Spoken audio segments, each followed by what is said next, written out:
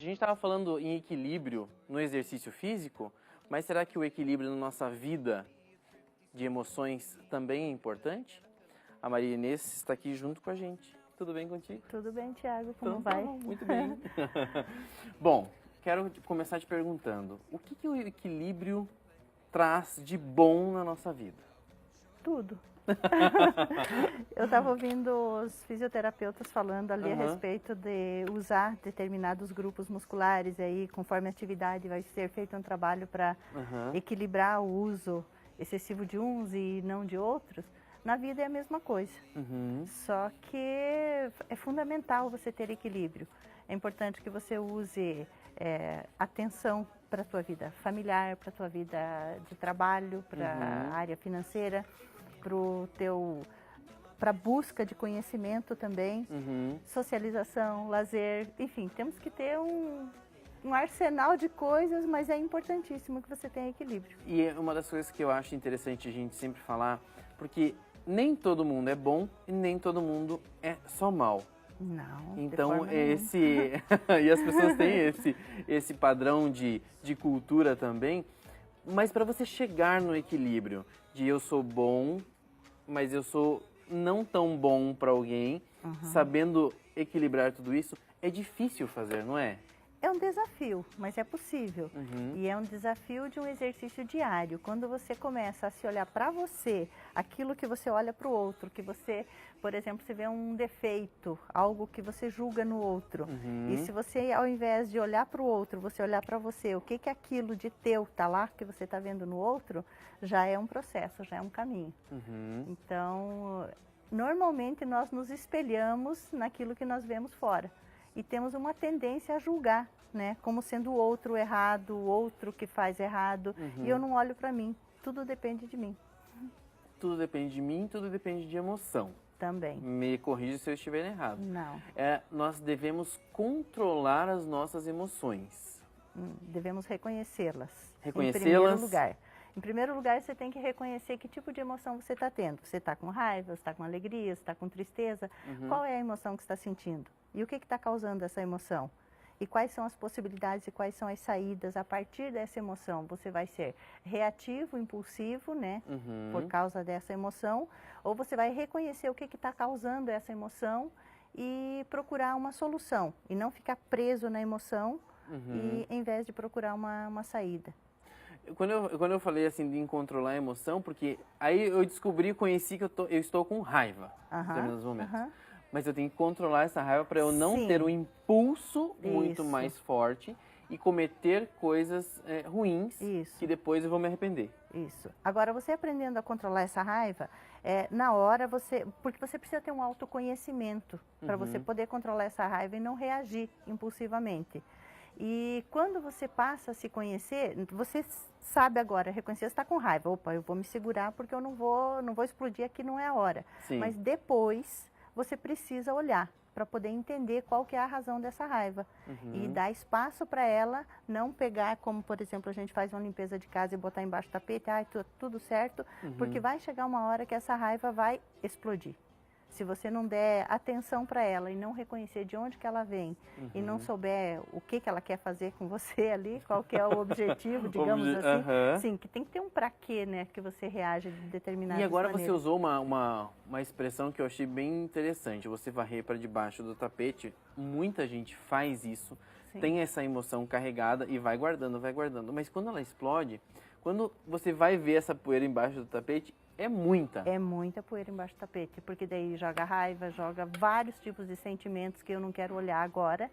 Então eu vou deixando, vou guardando, vou guardando, vou guardando. E quando explode, ele explode em uma proporção desnecessária ou até para algumas pessoas que não mereciam aquela explosão. Exatamente, bem desproporcional, né, ao fato em si, digamos assim, a tal da gota d'água, que não é a gota d'água que é o problema é muito maior, muito além.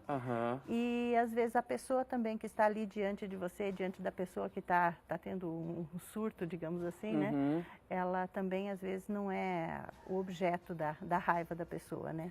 Agora, Maria Inês, me diz uma coisa, como que é possível abrir mão de determinados sentimentos para a gente conseguir alcançar um equilíbrio? Porque, por exemplo, vamos imaginar agora na raiva, a gente está citando a raiva como um exemplo.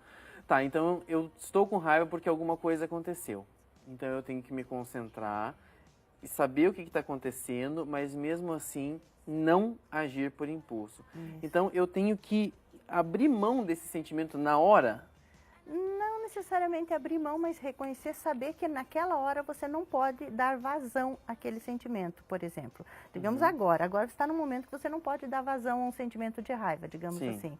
E aí você tem que se controlar. Opa, calma, fica tranquilo aí, depois nós vamos resolver. Respira fundo, exatamente. A respiração faz parte do excelente, processo? Excelente. A respiração é uma das coisas, um dos recursos mais bem utilizados para você equilibrar a emoção, para você o estresse, o cansaço, nervosismo, para dormir bem. Antes de dormir também você faz uma boa respiração, pratica uma boa respiração também auxilia. Auxilia muito em coisa, né? Muita. A respiração é fundamental. Se você não respirar... É verdade.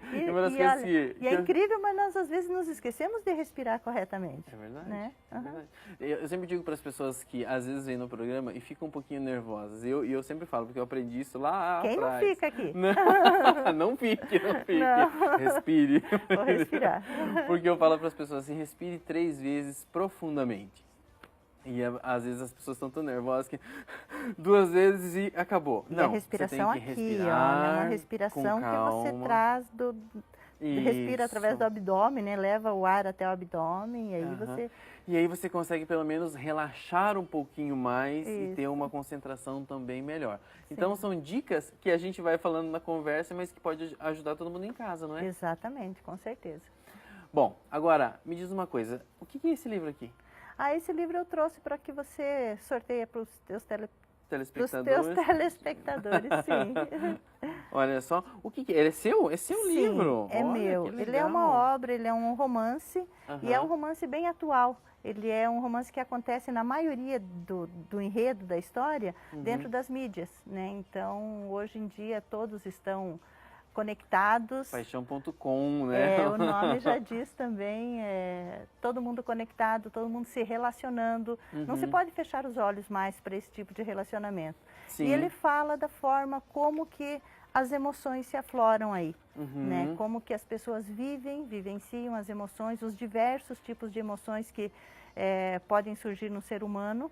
E no final tem um capítulo de como que a protagonista lida com isso, como que a trajetória dela de forma psicológica, né? Então a trajetória psicológica da protagonista, como que ela usou todas essas emoções, toda essa gama de emoção em benefício próprio, né? Para trazer algum resultado bem positivo para a vida dela. Essa personagem tem equilíbrio na vida? Ela encontrou. Ela encontrou? Ela encontrou. Porque só lendo para entender o enredo tem bastante desequilíbrio durante a história. E depois, no final das contas, ela encontra o equilíbrio dela. Mas é interessante, ela né? Porque encontra você... o foco, a meta e a trajetória que ela deve seguir. Marinês, você é coaching, você é reikiana também. Então trabalha com PNL, que é Programação Neurolinguística. Então, assim...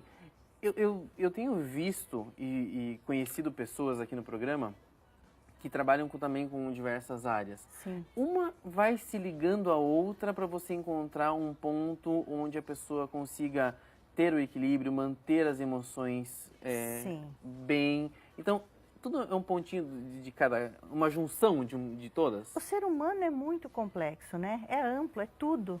Tudo ao mesmo tempo, né? Nós somos únicos e somos seres muito complexos.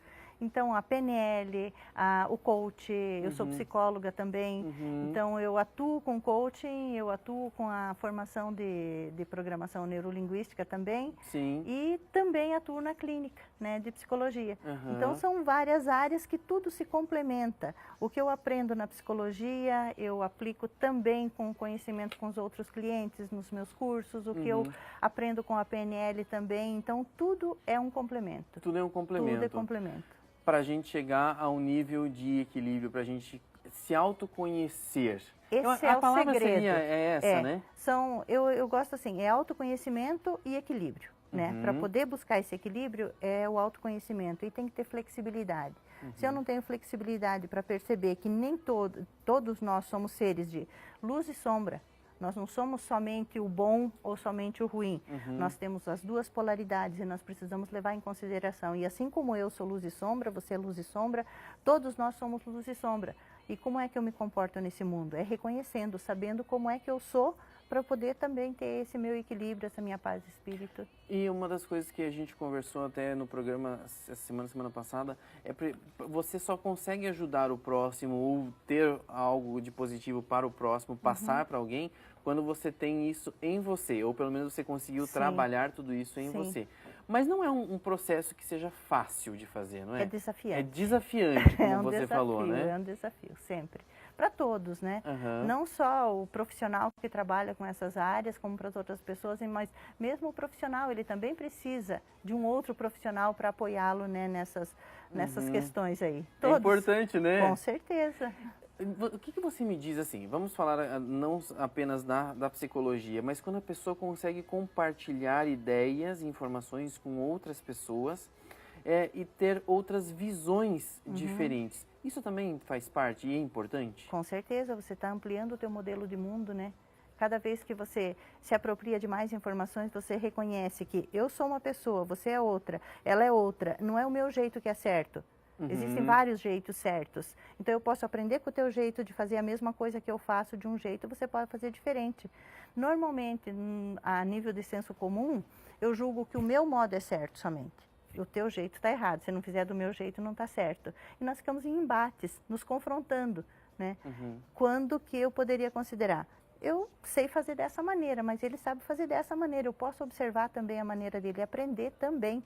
E agregar e ampliar esse meu jeito de fazer as coisas. O ego toma conta de algumas vezes, não é? Muitas vezes. Se nós não tomarmos cuidado, nós somos arrebatados pelo ego. É, porque você agora citou a questão de eu faço de um jeito, você faz de outro. Mas eu posso aprender com você de uma outra maneira. Mas quando o ego da gente está inflamado demais e diz assim, eu sou o melhor, eu não consigo ter essa visão. Né? Mas é autoconhecimento que nos dá essa humildade para poder reconhecer que o jeito do outro também pode ser bom. Né? Então, não é só o meu jeito. O jeito do outro também pode ser bom e eu posso agregar. Mas é ganhar com isso do que perder. Claro. Querendo que o meu se sobressaia. E eu ganho, você ganha e, todos na verdade, ganhamos. todos ganham, né, de alguma maneira quando existe isso. Eu acho bem bacana esse assunto quando a gente discute aqui no programa, equilíbrio em cada área da sua vida. Seja no seu lado profissional, seja no seu lado pessoal, seja no lado familiar. Quando existe a balança está no meio do caminho, é bom. Lembrando disso tudo que você citou, que todas as áreas são importantes, lembrar também da espiritualidade. E eu não estou falando de religião, eu estou falando de espiritualidade mesmo, de um desenvolvimento, de uma evolução muito maior do ser. Assim como você se alimenta de arroz, feijão, carne, salada, digamos assim, né, para manter o teu corpo físico, você precisa de alguma maneira também alimentar o teu espírito.